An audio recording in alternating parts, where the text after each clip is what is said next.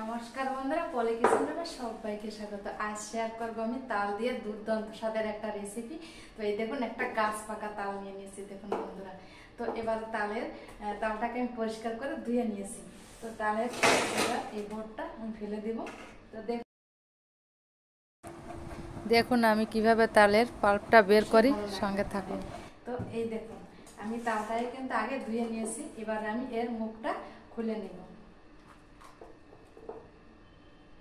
এই দেখুন বন্ধুরা, কত সুন্দর একটা কালার তালের। তো এই তালটা আমি এবার এই তালের খোসাটা আমি এবার ছাড়িয়ে নিব। তো এই দেখুন, খোসা ছাড়ানোর সময় এটা কিন্তু খেয়াল করতে হবে, এভাবে অনেকটা খোসার সঙ্গে চলে যায়, তা কিন্তু যাতে না যায় সেটা এইভাবে একটু ছাড়িয়ে নিতে হবে। তো আমার এই তালটা নিয়েছিল 40 টাকা। তো আপনাদের ওখানে এরকম তালের কেমন দাম অবশ্যই কিন্তু কমেন্টে লিখে জানাবেন। তো এবার তালের রসটাকে আমি বের করে নিব। তার জন্য আমি এই গামলাটা কিন্তু ধুয়ে নিয়েছি।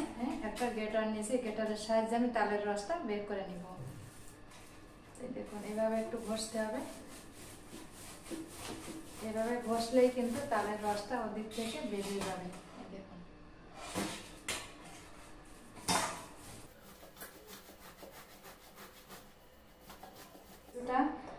তালের রস আমার বের করে নেওয়া হয়েছে। তো এখানে আমি একটা নেট নিয়েছি, নেটের উপর এভাবে একটু দিয়ে দেব। তো এই দেখুন, অনেকটা তালের রস কিন্তু আমার অলরেডি বের করে নিয়ে নেওয়া হয়েছে। যে তালের যে রসটা এবার আমি দিয়ে দেব।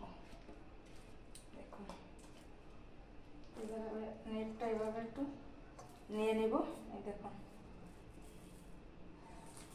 খেয়াল করতে হবে নেটের বাইরে বেরিয়ে না আসে, ঠিক আছে?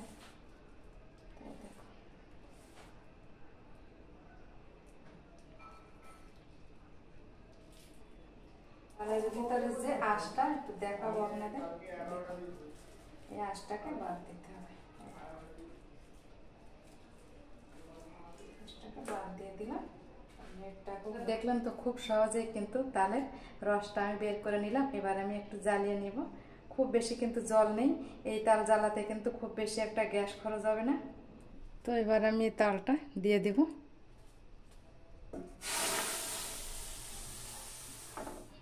পুরীর খোল নিয়েছি দেখুন। তো এভাবে খোল দিয়ে যদি তালটা দেওয়া হয় হাতে অতটা লাগে না। তো আমি খোল দিয়ে এই কাজটা করে নিব। দেখুন, পরিষ্কার নিট অ্যান্ড ক্লিন আমার গাবলা। তো বন্ধুরা, তাল জাল দেওয়ার সময় দূরে কিন্তু বেশি দূর যাওয়া যাবে না, তালটা কিন্তু অবশ্যই পুড়ে যেতে পারে।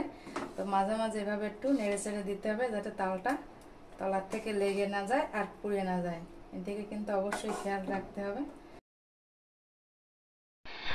তো বন্ধুরা, অনেকে তো তালের বড়া করে তালটা না জ্বালিয়ে, আমি কিন্তু তালটা জ্বালিয়ে তালের বড়াটা করব। এতে কিন্তু অনেকটা টেস্টি হয় আর খেতে এত সুন্দর লাগে, তো বলে বোঝানো যাবে না। আপনারা একবার হলেও তাল জ্বালিয়ে তালের বড়া করবেন। তো এই দেখুন, আমি তালটাকে জ্বালিয়ে নিয়েছি। তো মোটামুটি জ্বালিয়ে নেওয়া হয়েছে। জ্বালিয়ে এটাকে একটা ঠান্ডা করে নিতে হবে, তারপরে কিন্তু অবশ্যই আমি মিশিয়ে নিব। গরম অবস্থায় কিন্তু কোনোভাবেই তালটাকে মিশানো যাবে না। তো এই দেখুন, এবার আমি দিয়ে দেবো এর ভিতর লবণ। তো লবণটা দিয়ে দেখুন তালের কত সুন্দর ফোট এসে যাচ্ছে। তো লবণটা দিয়ে আবার একটু জ্বালিয়ে নিলাম। এবার নামিয়ে নিব। আর এই দেখুন, আমি সব উপকরণ একদম সাজিয়ে নিয়েছি, আমার সুবিধা হবে। তো নিয়ে নিলাম ময়দা। তো নিয়ে ছোট একটা প্লেটে 2 প্লেট ময়দা নিয়ে নিলাম, ছোট পিরিজের 2 পিরিজ ময়দা। এবার এখানে এই পিরিজের নিয়েছি সুজি, আর দিয়ে দিলাম নারকেল কোড়া, আর এখানে দিয়ে দেব চিনি।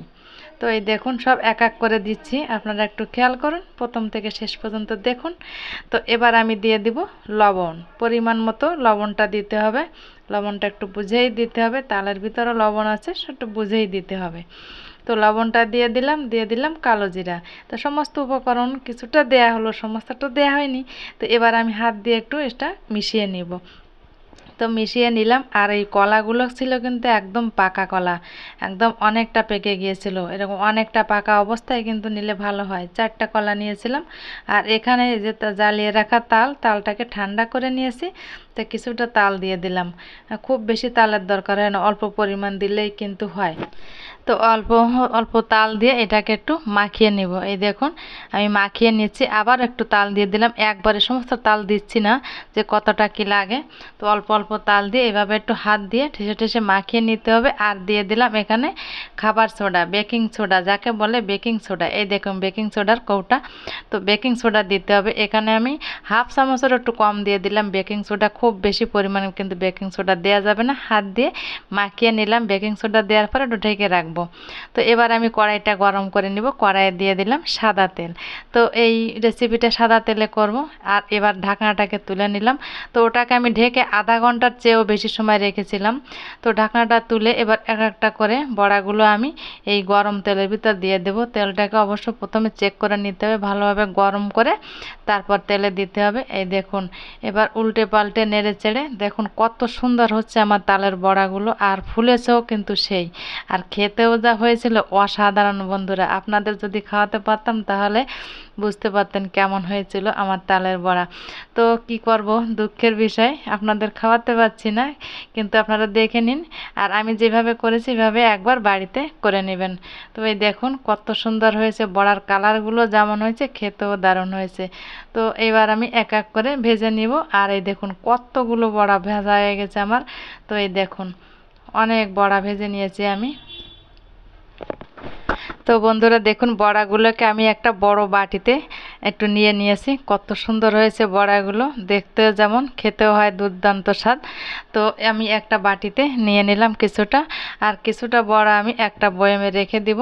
তো একটা আমি ভেঙে আমি আপনাদের দেখাবো কেমন হয়েছে বড়ার ভিতরটা। এই দেখুন কোনো কাঁচার কোনো ভাব নেই, কিন্তু কাঁচার বিন্দু মাত্র কোনো অংশ নেই। বড়াগুলো বেশ দারুণ হয়েছে কিন্তু বড়াগুলো। এই দেখুন ভিতরটা একদম সুন্দর কুক হয়েছে। তো একবার হলো এভাবে বাড়িতে তালের বড়া বানিয়ে খাবেন। সামনে জন্মাষ্টমী আসছে, তো জন্মাষ্টমী উপলক্ষে কিন্তু আমার এই তালের বড়াটা বানানো, আগে থেকে আপনাদের সঙ্গে রেসিপিটা শেয়ার করলাম। তো আমি যেভাবে বানিয়েছি এভাবে একবার হলো জন্মাষ্টমীর সময় বানাবেন। তো কেমন হয়েছে আমার তালের বড়া অবশ্যই কিন্তু কমেন্টে বলবেন। তো ভালো থাকবেন, সুস্থ থাকবেন, দেখা হবে অন্য কোনো নতুন ভিডিওয়। নমস্কার।